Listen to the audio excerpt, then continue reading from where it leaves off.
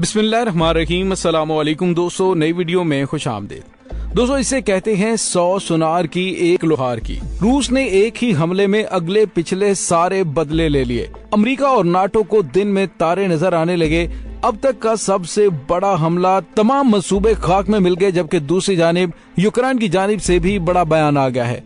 Video की तफसील में जाने से पहले आप देख रहे हैं हकीकत की दुनिया डॉक्टर अली के साथ। हमारा चैनल सब्सक्राइब करके घंटी के निशान को दबाना मत भूलिएगा। इस वीडियो को ज्यादा से ज्यादा फेसबुक, व्हाट्सएप और सोशल मीडिया पर शेयर जरूर करें। शेयर और लाइक करने के साथ साथ कमेंट बॉक्स में पाक फौज जिंदाबाद, पाकिस्तान पाइंदाबाद और पाकिस्तान के गुमनाम हीरोज को सलाम का नारा कमेंट जरूर कीजिएगा। दोस्तों, जिस तरह से अमेरिका ने अपने नाटो इत्तेहादियों के साथ मिलकर रूस के गिर्द घेरा तंग किया था और दुनिया जहान का असलहा और गोला बारूद रूस के खिलाफ यूक्रेन की मदद करने के नाम पर दिया गया, जिसमें बड़े पैमाने पे मिसाइल्स और इतनी मिकदार में असलहा और गोला बारूद था कि शायद अगले चंद साल तक भी यूक्रेन रूस के खिलाफ सफरा रहता। लेकिन रूस ने एक बड़ी कामयाबी हासिल की है और ये कामयाबी उन्होंने सिर्फ एक हमले में ही हासिल की है।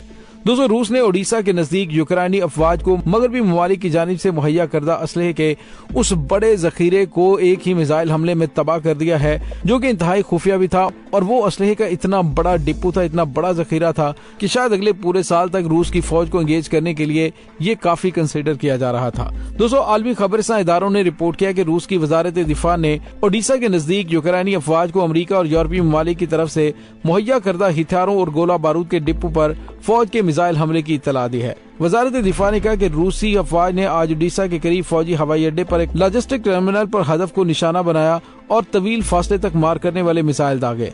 इस जगह अमेरिका और यूरोपीय ममालिक की जानिब से मुहैया करदा गैर मुल्की असलहे का एक बहुत बड़ा जखीरा मौजूद था। वजारत ने मजीद बताया कि रूसी फौज ने मिसाइलों के जरिए यूक्रेन में मजमूई तौर पर 22 फौजी मुकामात को निशाना बनाया और उसमें अलीचुफ्का और कर्माटोस के करीब असलहा और गोला बारूद के 3 डिपो भी तबाह किए हैं। मजीद बताया गया कि रूसी जंगी तैयारों ने 79 फौजी मुकामात पर फायरिंग की, उनमें हथियारों और ईंधन के 16 डिपों को भी हदफ बनाया।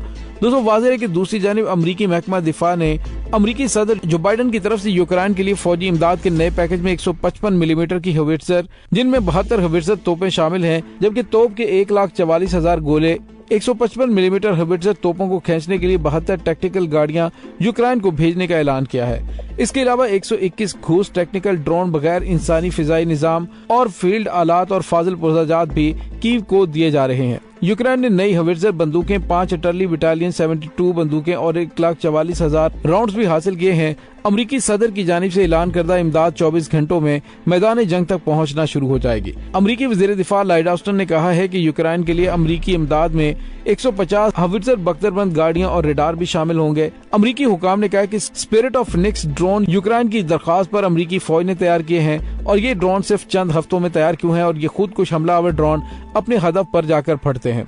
ये स्विच ब्लेड ड्रोन की तरह एक हथियार है।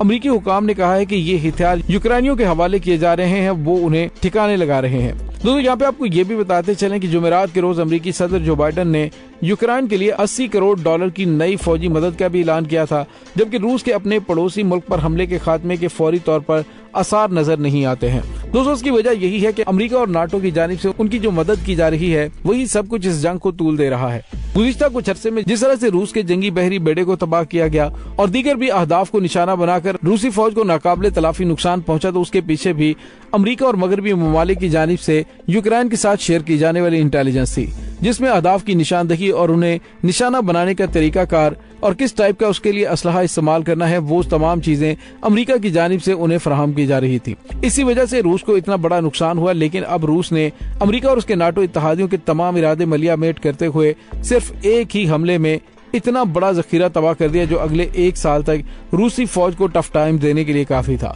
लेकिन अमेरिका की जानिब से फौरी तौर पर 24 घंटों के अंदर अंदर बड़े पैमाने पे असलहा और गोला बारूद और 1,44,000 होवित्जर के गोले भी फराहम करने का ऐलान किया गया है, जिससे जाहिर हो रहा है कि अमेरिका इस जंग को हर सूरत ईंधन फराहम करेगा और उसे किसी सूरत भी खत्म नहीं होने देगा। दोस्तों, दूसरी जानिब आपको ये भी बताते चलें कि अब यूक्रेन के सदर व्लादिमीर ज़ेलेंस्की ने मुतनब्बे किया है कि अगर रूस यूक्रेन को तकसीम करने की कोशिश से बाज न आया तो वो मुज़ाकरात खत्म कर सकते हैं। यूक्रेन के सदर ने कीव के एक मेट्रो स्टेशन में मुनक्किदा प्रेस कॉन्फ्रेंस में कहा कि मुल्क को तकसीम करने की कोशिश इनको मॉस्को के साथ मजीद अमन मुज़ाकरात से दस्तबरदार करने पर मजबूर कर सकती है।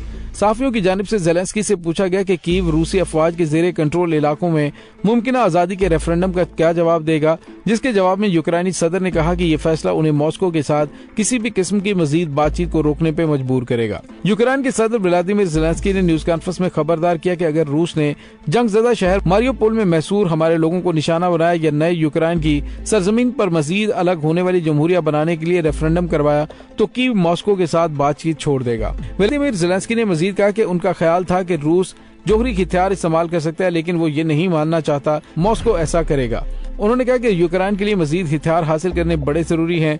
दोस्तों वाज़ेह रहे कि ये बयान ऐसे वक्त में आया कि जब यूक्रेन की कीव में अमरीकी ओहदेदारों के साथ बातचीत हुई है और अमरीका के हवाले से मैंने आपको बता दिया कि उसने कहा कि 24 घंटों के अंदर हम हथियारों की एक बहुत बड़ी मिकदार यूक्रेन को दे रहे हैं। मतलब ये कि वो खित्ते के अंदर अमन नहीं चाहते। लेकिन दोस्तों अब रूस की जानिब से उन तमाम जराए को खत्म करने और तबाह करने का आगाज कर दिया गया है जो उनके खिलाफ जंग को लंबा करने का बायस बन रहे हैं। और उसमें जो आज असलहा और गोला बारूद के जखायर को तबाह किया गया है और इसके अलावा जो 24 घंटों के अंदर 22 फौजी मुकामात को तबाह किया गया, जिसमें ईंधन के 16 डिपो तबाह हुए और 79 फौजी मुकामात पर बमबारी करके उनके अहम और स्ट्रेटेजिक अहदाफ को निशाना बनाया। तो दोस्तों हालिया दिनों में अमेरिका और यूरोपीय यूनियन की जानिब से जो कोशिश करके इस जंग को लंबा करने की प्लानिंग की गई थी, वो प्लानिंग तो हो गई खत्म। अब रूस ने जंगी स्ट्रेटेजी को तब्दील कर लिया है। अब बजाय इसके कि वो उन अहदाफ को निशाना बनाए और शहरों को कब्जे में ले, उन्होंने यूक्रेन को मिलने वाली कुमक को ही निशाना बनाकर तबाह करने का फैसला किया गया है ताकि ज्यादा से ज्यादा उनकी फौजी ताकत को कमजोर किया जा सके। दोस्तों यहाँ पे आपको ये भी बताते चलें कि यूक्रेन का बंदरगाही शहर मारियोपोल इस वक्त रूसी फौज के कब्जे में आ चुका है, जबकि हफ्ते के आखिर में जंग बंदी की उम्मीदें दम तोड़ चुकी हैं। कीव ने कहा है कि इसके अलावा बहरे अस्वद के शहर ओडिशा में रूसी फौज के हमले में एक बच्चे समेत 5 अफराद हलाक हुए हैं और 18 जख्मी हुए हैं। दोस्तों आज ये जंग तीसरे महीने में दाखिल हो चुकी है। इस जंग के दौरान शहरियों को भारी कीमत अदा करना पड़ रही है। यूक्रेन के सदारती दफ्तर के सरबराह ने टेलीग्राम पर कहा कि 5 यूक्रेनी शहरी और 18 जख्मी हैं, जबकि ये वो हैं जिन्हें हम तलाश कर पाए हैं। हलाकतों की तादाद बहुत ज्यादा है। दोस्तों दूसरी जानिब यूक्रेन की जानिब से भी कहा जा रहा है कि हम भरपूर मुजाहमत कर रहे हैं। यूक्रेनी फिजाइया का कहना है कि उन्होंने दिफाई निजाम के जरिए 2 रूसी Tu-95 मिसाइलों को रोका है और ये मिसाइल बहरा कैस्पियन में दागे गए थे। दूसरे इस वक्त यूक्रेन कोशिश कर रहा है कि किसी तरीके से मारियोपोल शहर के अंदर से शहरियों को बाहिफाजत निकाल लिया जाए। दोस्तों याद है कि रूसी फौज ने जंग के इब्तदाई दिनों से ही मारियोपोल शहर का मुहासरा किया था और वहां पर बमबारी की थी, जिससे एक ऐसा शहर जो आमतौर पर 4 लाख से ज्यादा अफराद का घर हुआ करता था खंडरात बन चुका है। और मारियोपोल के शहर के मुताबिक शहरियों को निकालने की एक नई कोशिश हफ्ते के रोज नाकाम हो चुकी थी। ताहम मॉस्को की फौज और दारुल हुकूमत पर कब्जे की कोशिशों में मायूस होकर कीव और यूक्रेन के शुमाल से पीछे हट गई है। वो पहले ही मशरकी दोनबास के इलाके और जनूब के बेशतर इलाकों पर काबिज हो चुके हैं। दोस्तों यहाँ पे आपको ये बताते चले कि अब रूस अपने इर्द गिर्द अमरीका और नाटो को किसी सूरत बर्दाश्त नहीं कर सकता। इसी वजह से उसने ये हिकमत अमली इख्तियार की है कि इनको ज्यादा से ज्यादा माली नुकसान पहुंचा के इन्हें न सिर्फ डीमोरलाइज किया जाए, बल्कि इन्हें जंग से इस कदर थका दिया जाए कि ये रूसी शराइत पर जंग बंदी पर तैयार हो जाए। दोस्तों इस तमाम सूरत हाल के बारे में आपका क्या कहना है, कमेंट सेक्शन में अपने ख्यालात का इजहार जरूर कीजिएगा।